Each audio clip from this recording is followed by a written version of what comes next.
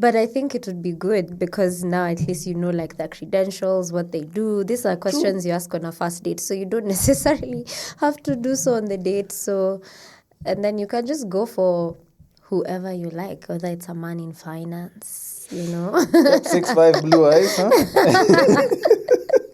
Yeah, but you know, of course, there's that side where like there's so much pressure, there's so much propping up. True. But then it's also a good space to be able to position yourself. The royal penis is clean, Your Highness. Welcome to the Breaktime Podcast, where I talk about love, sex, and relationships from a guy's perspective, as well as a bunch of other guy shit. The man on the mic is a man who might find it hard to breathe if you've got that asthma. He's also a man who doesn't mind running his mouth to his cardio routine. It is none other than your tall, dark, and mildly handsome man, Sir Denver B. And I'm not alone for today's episode. For maybe one of the first times, it is something that I've been considering and I've been working on. But this time, I'm not joined by a man. I'm joined by a lady. Ooh. I'm joined by Shirley. Drum roll. Yes, from the Powerhouse podcast. Yes. Yeah. Hey, Shirley, how have you been? I'm good. I'm so excited. Like, I told you I could cry. But I'll maintain. But I'm so happy to be here. And I think I've been asking you, like, Denver, when are we going to get onto it? And the fact that we're here, I'm just so excited. This has been a long time coming. Yeah. And, you know, like, you are on my podcast. Yes. So now I'm on your podcast. And it's just exciting to see us in this space doing these things. I can't wait. Yeah, I did promise I would return the favor, and I do keep my promises. Yeah. Fortunately. So do you want to tell guys what it is that you do? Yeah. In general, because I feel like you wear so many hats, whether it's you handling content, whether it's you arguing with people because of content, whether it is you... Okay, no, I won't reveal the other bits that we discuss off camera. So, yeah, I feel like I wear so many hats, but I think I've now found one simple way to explain what I do. I'm a brand and marketing maverick, and I actually got that term from one of my brother's friends. He's called Jeff, also such a genius in the marketing space. So that's how I would explain what I do, brand and marketing maverick. And that's just, I do marketing and brand strategy very differently for it to be able to stand out. But aside from that, which is basically what I do work-wise, I'm also a podcaster, hoping to get back into the scene again.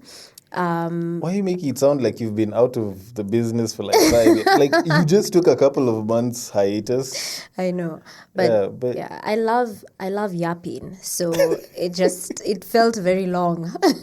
My throat chakra was really struggling. Looking for your next opportunity. Ooh, here we are. So I'm so excited. So yeah, like basically that's what I do. But other than that, I'm a lover of life.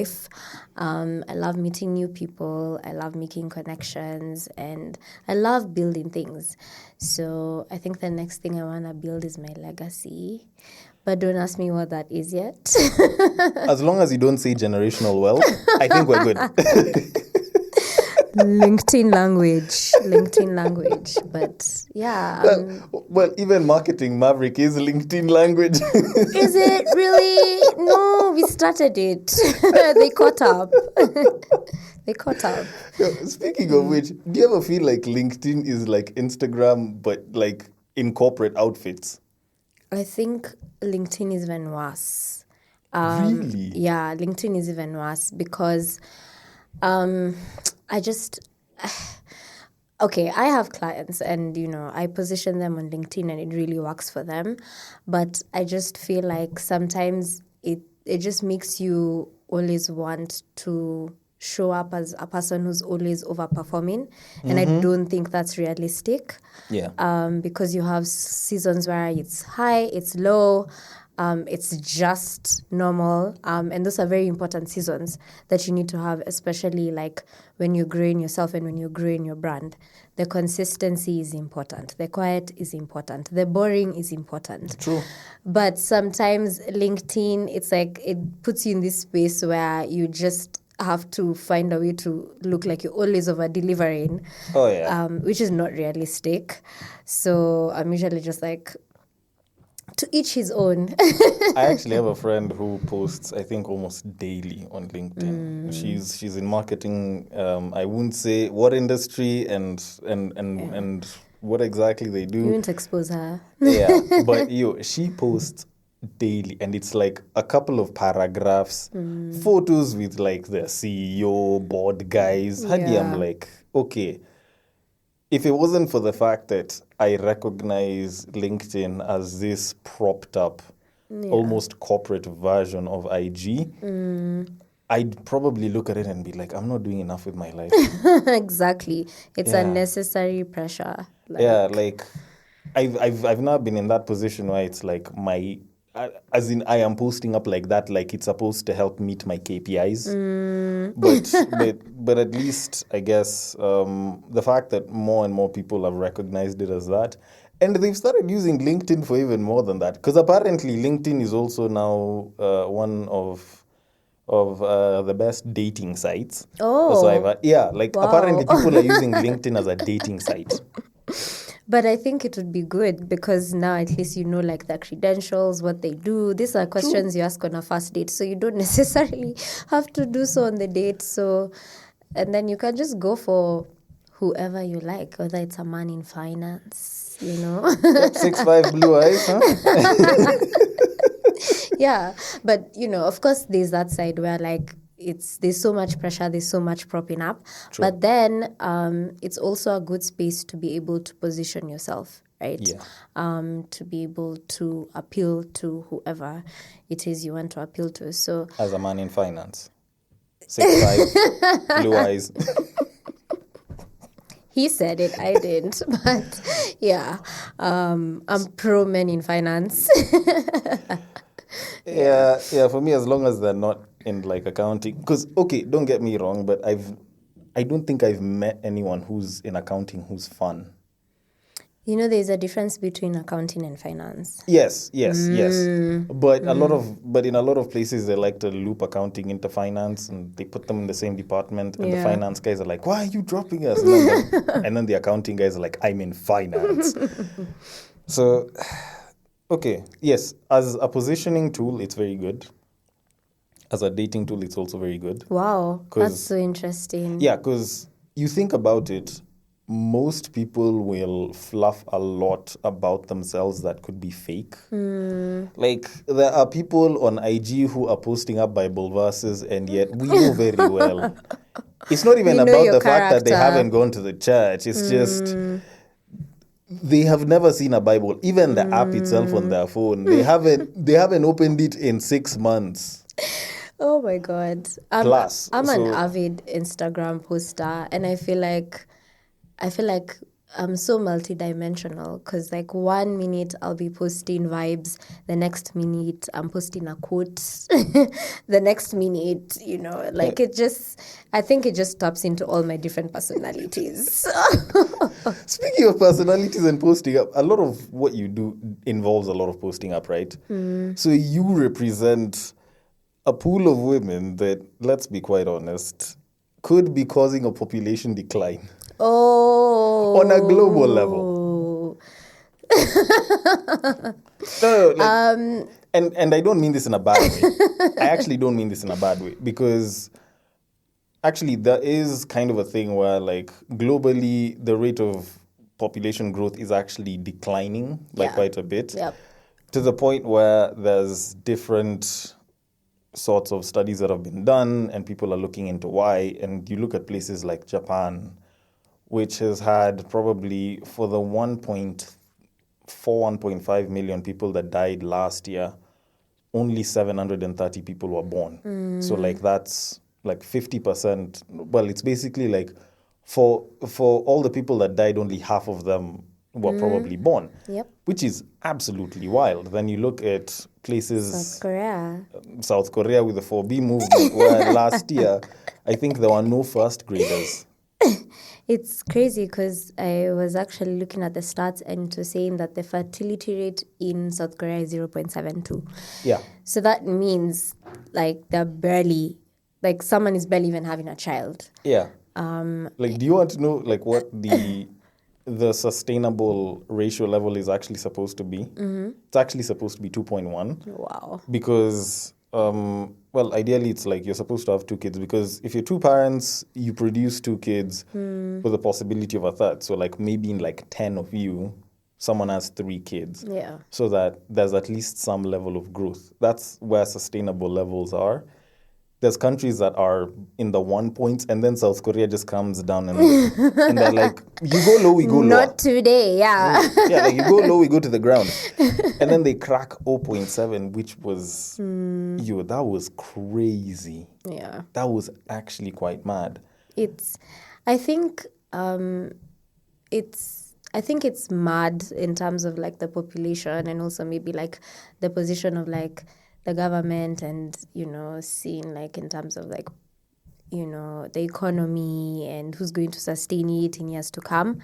But I think for women, it's a very different view. Because, we've been taught, grow up, I guess these days it's do well. And then after you've accomplished everything you need to accomplish, there's still other steps that you need to, or other hoops you need to jump through. And that is marriage, and that is having kids. Yeah. And the structure, or rather marriage, the union, the system, whatever you want to call it, has never been one that really is pro for women in terms of... Or assist that process? Yeah, women don't really... I think women have come to realize, like, am I getting a lot of value being in a marriage or even having a child? Not to say that having a child and being married there's anything wrong with that. No, it works for some people, and people have good marriages and they've raised their kids well. Yeah. But I'm so glad that now we're in a space where people are rethinking about bringing a child into the world, because it's such a serious thing. True. It's also expensive. Yeah. It's bloody expensive. It's like, why would I bring my child to suffer, right? Yeah. So those are some of the conversations like women are having, and they're just thinking about.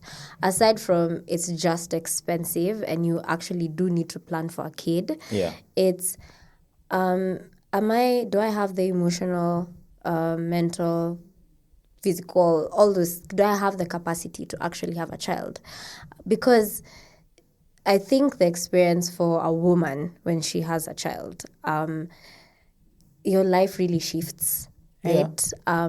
Let's just even say, like, physically, like your body changes, like hormonal and everything, it shifts. Well, it's obvious. Like, obviously, your body changes, right? Yes. You're carrying a whole human being. And then after giving birth to the child, there's also that period where you are raising your child. Yeah. Not to say that there are men who are very present in raising their children, but I think for women, they're very hands-on, and it just takes too much of their time.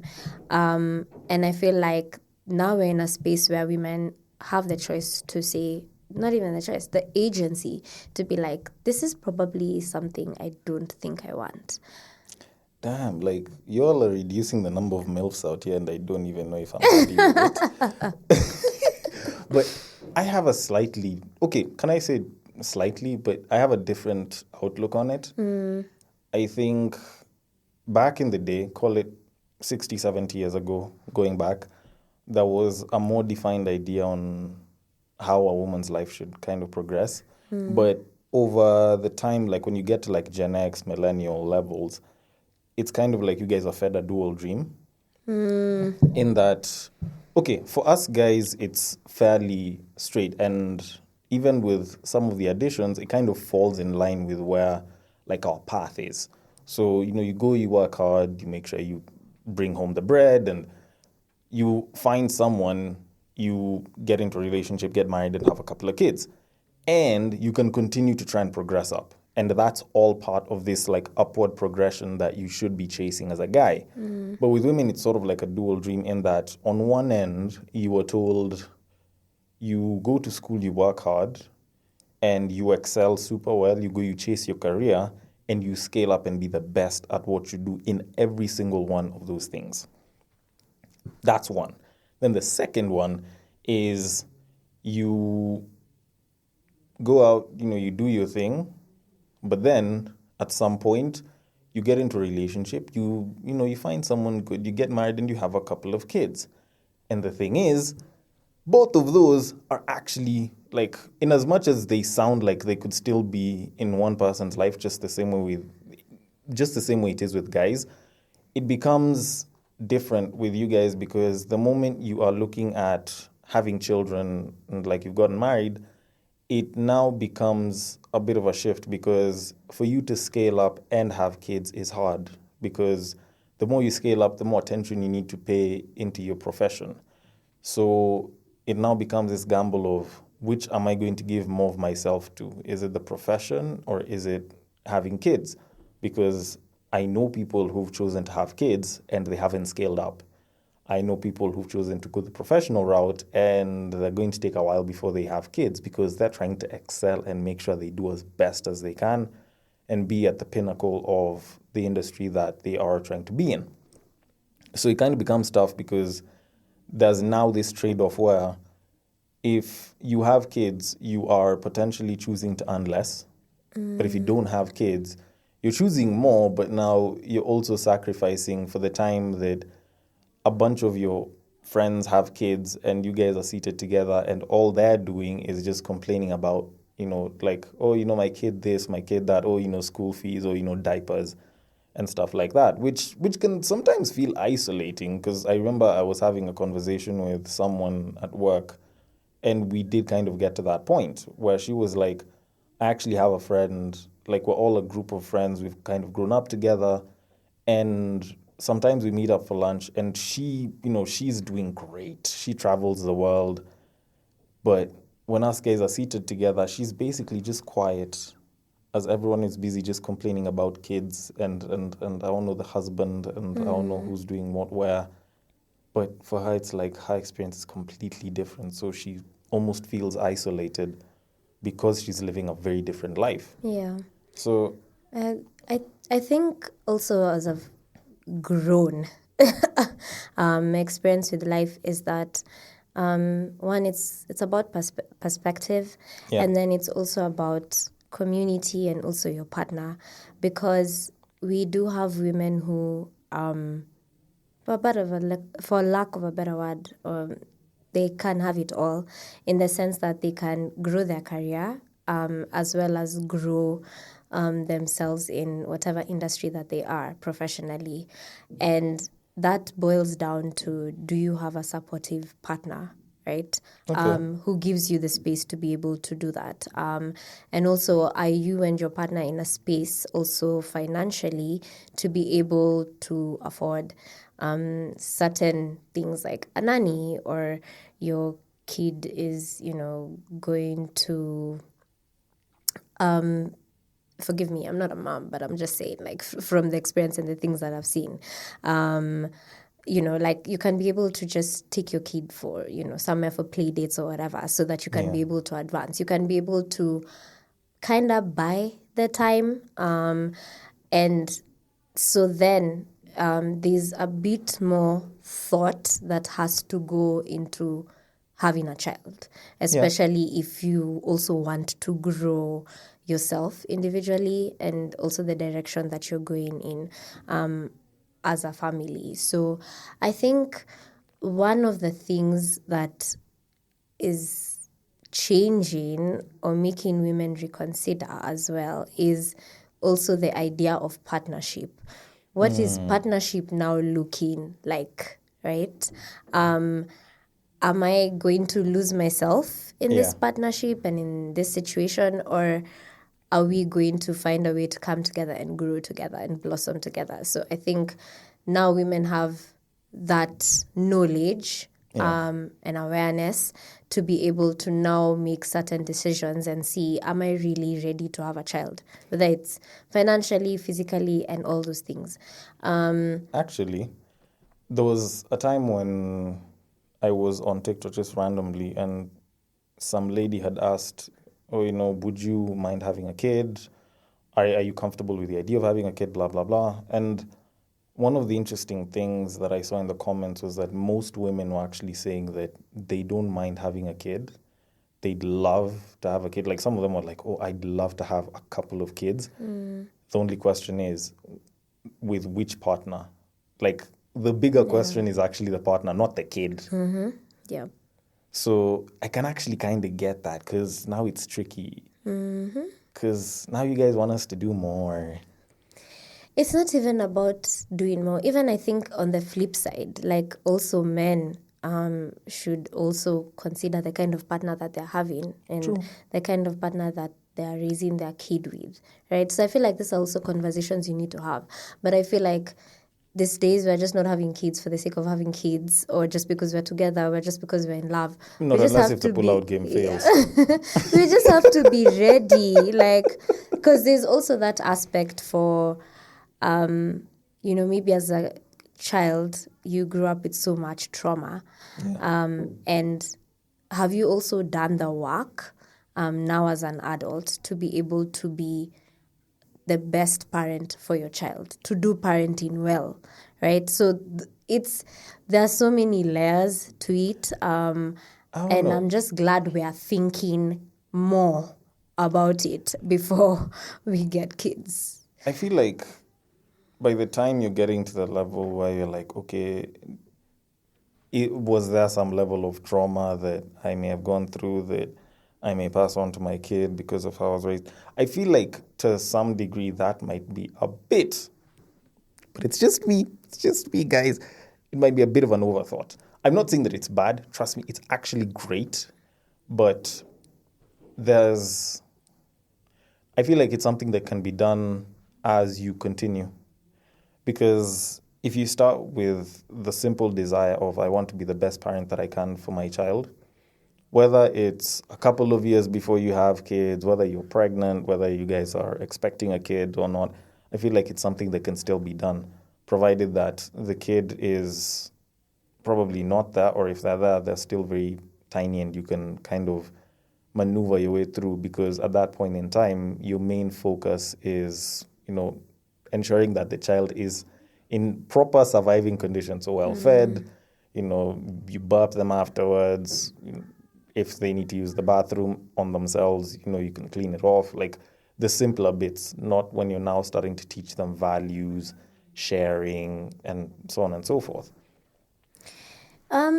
I agree. Like, I don't think you need to show up fully perfect, but I think you need to do the work, especially when you're raising a child, because parenting is harder than we actually think it is. Like, it's not just the burping and the changing of the diapers. Like, I think it's much deeper than that. And I feel like you can do the therapy as you're raising your kid. Yeah.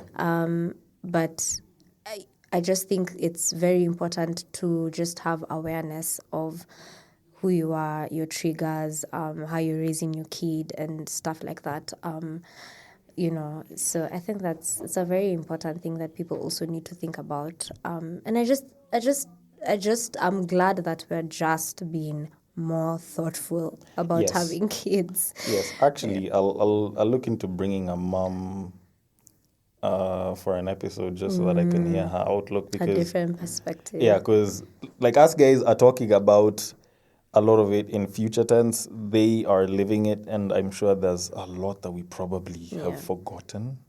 Although speaking of partners, I want to touch on weddings for a bit, because okay, by the time this episode comes out, it'll have been fairly old news.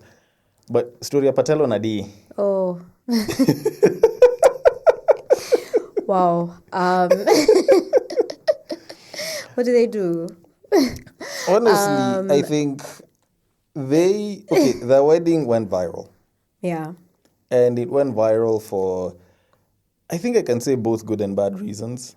I don't think the reasons are that bad. I feel like it's more subjective. Did you like it? Did you not like it? Did you feel like it was too over the top? What were your thoughts on it? Okay, my first reaction was like, So we would love to continue, but unfortunately we kind of have to cut this short because this is part 1. But part 2 shall be with you in quite a jiffy. So stay tuned for part 2 of our discussion with Shirley. And should you want to reach out, the DMs are always open. The links are below. So on IG, it is at the Breaktime_podcast. On Facebook, it is at the Breaktime Podcast. On X, it is at BagakaZD. And on Bluesky, it is at the BreaktimePod.bsky.social. Thank you so much for listening, and I will catch you guys on the next break.